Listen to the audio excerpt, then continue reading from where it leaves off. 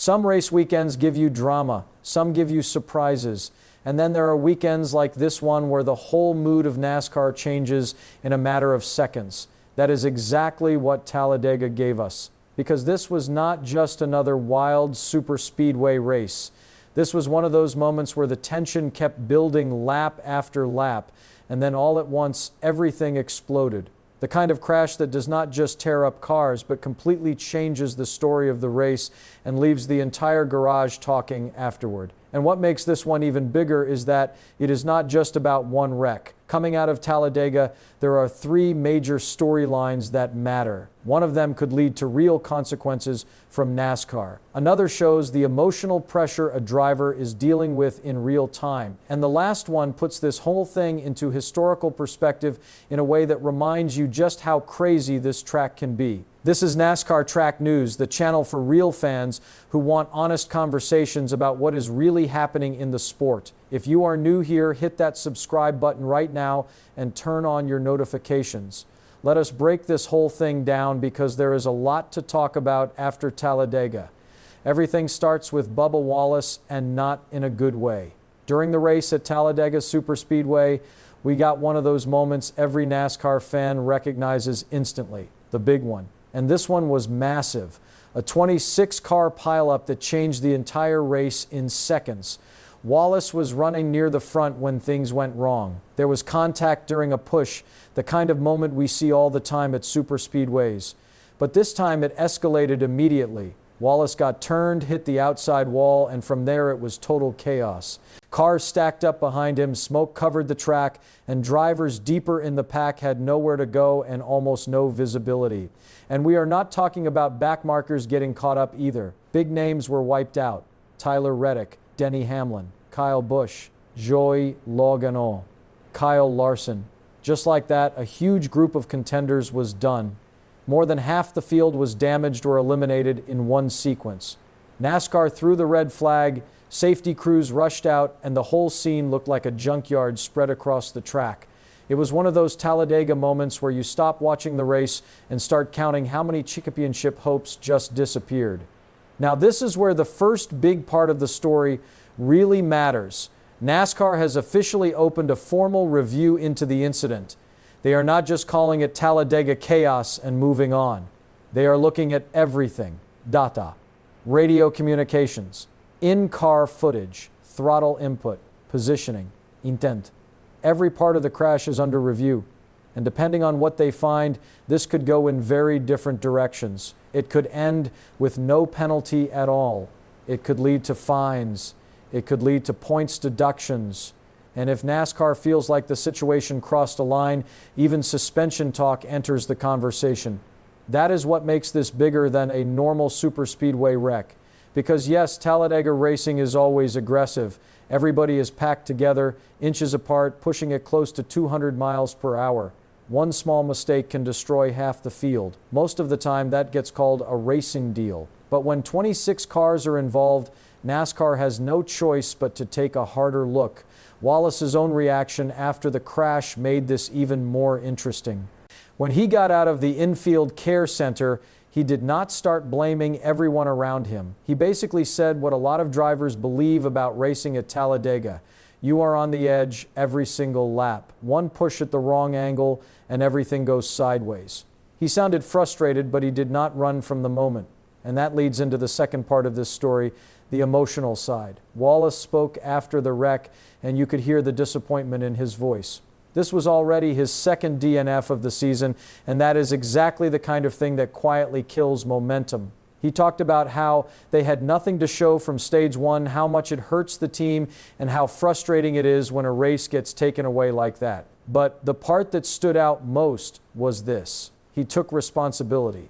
He said they need to figure out how to be pushed better, how to handle those situations more cleanly, especially in the Toyota camp. That matters. That is a driver owning the moment even after total chaos. And not every driver does that. A lot of guys would deflect, stay vague, or just say it was bad luck. Wallace did not do that. He admitted there is something they need to improve. And this hits harder when you look at the season he was building before Talladega. He had top 10 finishes in 4 of the first 5 races. He was running well. He was putting together real consistency. And at the same time, he was watching his 23XI teammate Tyler Reddick go out and win race after race.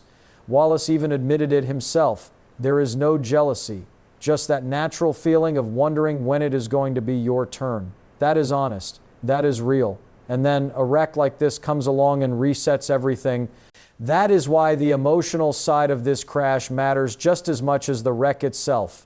It is not only about torn up cars. It is about what gets taken away from a team that was starting to build something. Now let us get to the third part of this whole story, because this is where Talladega reminds you who it is. After the crash, a lot of people immediately started asking the same question. Was this the biggest wreck Talladega has ever seen? The answer is no, but it is still one of the biggest in Cup Series history at this track. At 26 cars, this one joins the list of the biggest Talladega wrecks ever, but it does not top the record. The largest still belongs to a 28-car pileup from a previous playoff race. Before that, a 27-car crash stood as one of the benchmark disasters at this place.